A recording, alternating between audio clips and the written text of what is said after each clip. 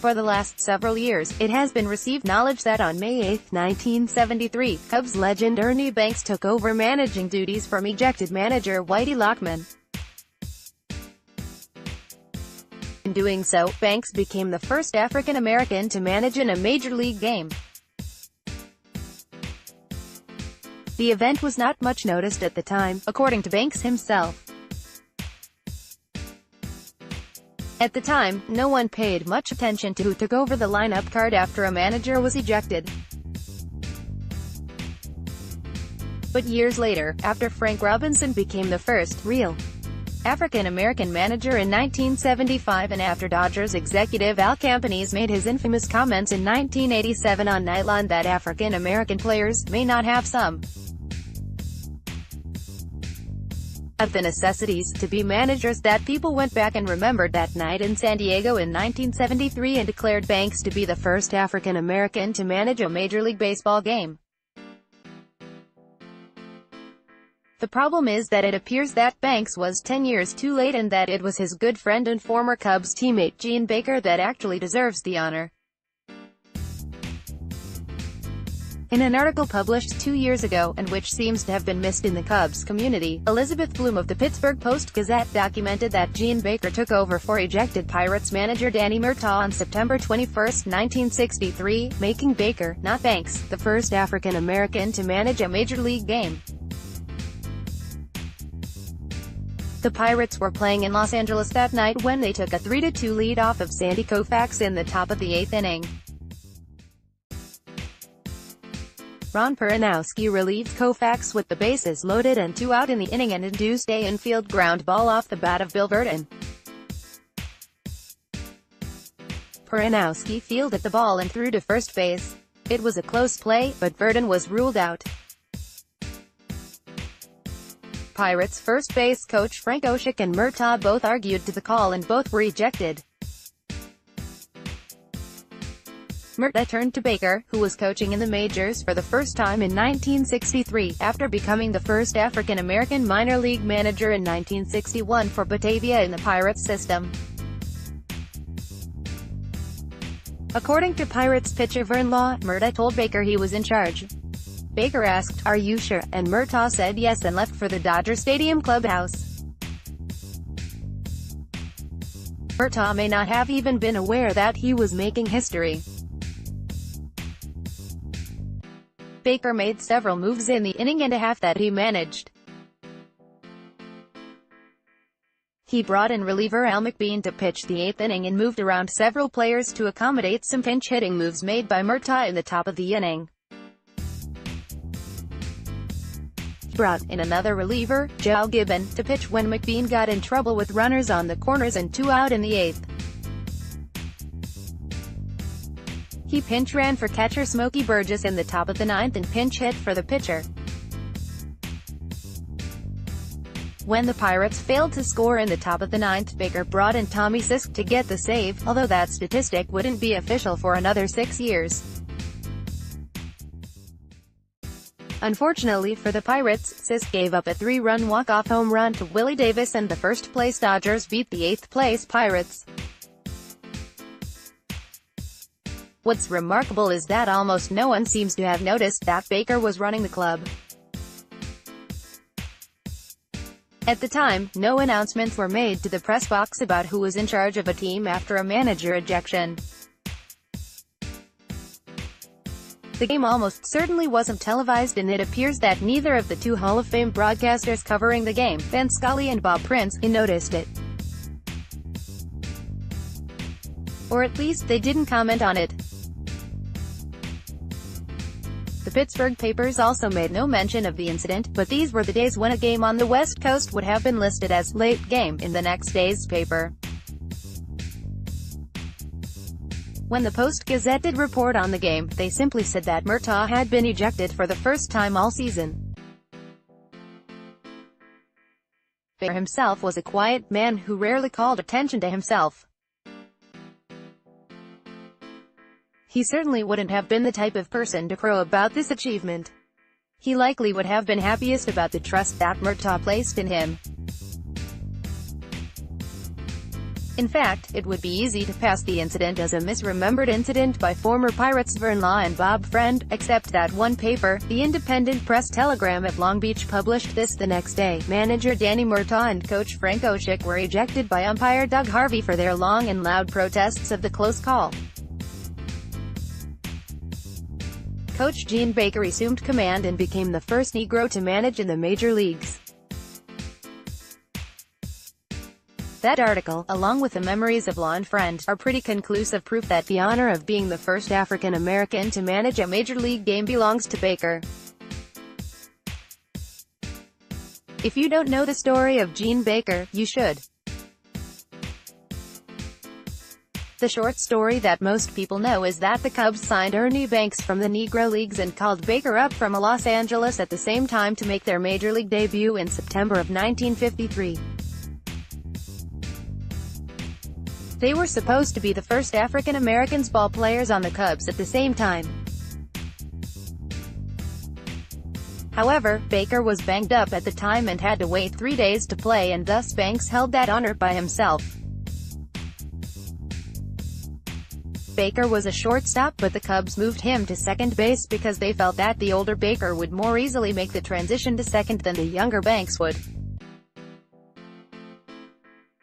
He played 3 full seasons for the Cubs and made the 1955 All-Star team before being shipped off to Pittsburgh alongside DeFonde for Dale Long and Lee Walls. But behind those numbers, there's a real story behind Baker's years with the Cubs, and it's not a flattering one. After the Dodgers integrated baseball with Jackie Robinson in 1947, the rest of baseball had to decide whether to follow or resist. The National League teams that embraced integration, the Dodgers, Giants and Braves, came to dominate the league over the next decade. Those that dragged their feet fell behind, and this is where the Cubs story changed. After being one of the dominant teams in baseball over the first 75 years of the National League, the Cubs became the lovable losers in the 1950s, and their resistance to integration was a big reason for that. Night baseball and a resistance to building a strong farm system were other reasons. The racial attitudes of Cubs owner Philip K. Wrigley are far too complicated to go into here. In fact, pretty much any aspect of the thinking of the inscrutable P.K. Wrigley is hard to figure. But suffice to say, whatever Wrigley's personal views towards integration were, it's clear that he felt that the almost all-white fan base of the Cubs in the late 1940s was not open to having Negro ball players. Baker was not the first African American signed by the Cubs. That was Booker McDaniels, a broken-down 35-year-old pitcher who had played in the Mexican League for 3 seasons before the Cubs signed him in 1949. The McDaniels signing was a get-off-my-back signing. He could be safely sent to the Cubs farm team in Los Angeles, and when activists questioned why the Cubs had no Negro ball players, the front office could reply that they had McDaniels, but he simply wasn't good enough to play in the majors. In 1950, the Cubs hired Whit Matthews as their new general manager. Matthews was hailed as a forward-thinking progressive that would lead the Cubs back to relevance. His credentials were good. He had served as Branch Rickey's assistant in Brooklyn and had scouted and helped to sign Jackie Robinson. However, although the original scouting report seemed to be lost, it appears that the Dodgers signed Robinson over Matthews' objections, not because of his recommendation. Roy Campanella also told the story that the Dodgers failed to sign Willie Mays because of a Matthews negative scouting report. While Matthews was not the type of person to stand in front of the clubhouse doors to keep the sport all white, he wasn't a guy who would open doors for African Americans either, even if it meant helping the Cubs. But Matthews did have connections with the Kansas City Monarchs from his days in Brooklyn, and he signed Baker in 1950 on the recommendations of the Monarchs' white owner. The 25-year-old Baker then became the first African-American with a real shot of playing for the Cubs. Still, it made sense for Baker to play a year in the minors. The native of Davenport, Iowa, was first sent to Des Moines in the Western League, which is the equivalent of South Bend today. After ripping up that level, he went to AAA Los Angeles, where he hit .280 with 2 home runs and 12 steals in 100 games. I'm not going to list on-base percentage because no one at the time paid any attention to it other than Ricky. The Cubs' shortstop at the time was the weak-hitting and error-prone Roy Smalley. After a season like that, it would make sense to make the move and bring Baker to the majors. Except that Matthews didn't. Instead, Baker returned to Los Angeles, where he hit .278 with 11 home runs in 168 games in 1951. Smalley hit .231 for the Cubs. The 1952 season was more of the same. Baker hit .260 with 15 home runs in 174 games. They played a 180-game schedule in the Pacific Coast League in those days. Smalley hit .222 with 5 home runs and a reputation for throwing errors.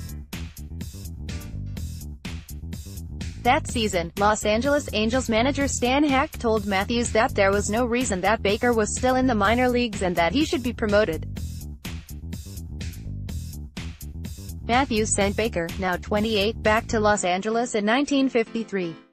The excuse that Matthews gave was that promoting Baker would hurt the Angels' pennant chances. Think about that for a moment. That's like saying that the Cubs were going to leave Chris Bryant, Kyle Schwarber, Jorge Soler and Addison Russell in Iowa so the I-Cubs could win the PCL pennant.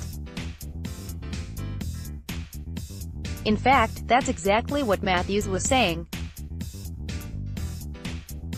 The funny thing was the Cubs fan base was so apathetic in the early 1950s that no one seemed to make much of a stink about it. By the end of 1953, the Cubs couldn't take any more of Smalley. Or more likely, they couldn't take any more of the integrated White Sox and Milwaukee Braves cutting into the Cubs' attendance. Matthews announced that Baker would come to Chicago when the Angels' season ended in September. He also announced that they were signing another shortstop from the Monarchs named Ernie Banks. As Banks mentioned many times in his career, he was signed so that Baker could have a roommate on the road, since no white player could be expected to share a room with a black player. Although to be fair, the Cubs scouts in 1953 were unanimous in their belief that Banks would be a very good player. Baker's major league playing career ended in 1961, but not before he got something that Banks never did, a World Series ring with the Pirates. He pinch hit 3 times in the 1960 series, going 0 for 3. But famously, the Pirates did beat the Yankees. Baker managed in the minor leagues in 1961 and 1962, becoming the first African-American manager in the minors. At the same time, the Cubs hired Buck O'Neil to be the first African-American coach in the majors as part of the College of Coaches experiment. O'Neil was supposed to be in line to manage as one of those coaches, and thus predate Robinson being the first African-American manager by 13 years, but the other coaches made sure it never happened. In fact, they even conspired to keep O'Neil from being the third base coach in a game when manager Charlie Metro and third base coach L. Tapp were both ejected. Baker returned to his native Davenport after his coaching career with the Pirates ended.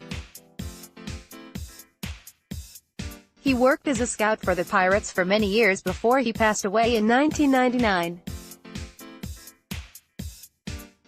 This is not to take away from what Banks did for the Cubs.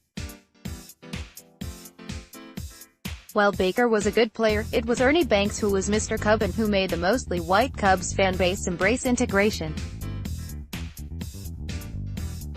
And while Banks wasn't the first African-American to manage in the majors, it does appear that he was the first to win a game, since the Cubs beat the Padres in that game in 1973. However, we can't be sure that another African-American coach didn't take over a game between 1963 and 1973. Such things weren't well documented in those days. However, it seems very unlikely that there was an African-American coach who took over a game before Baker, since only O'Neill was coaching in the majors before Baker, and we saw how that went. Throughout Gene Baker's career, it seems that he was in the shadows of Ernie Banks. Baker seemed okay with that, since he appeared to be a modest man and the younger Banks was a good friend of his whom he helped mentor in the majors. But he was a quality ball player in his own right and an all-around good baseball man. It's past time he gets his due as well. Sources for this piece include The Cubs by Glenn Stout and Richard A. Johnson, 2007, as well as these biographies of Baker and Matthews.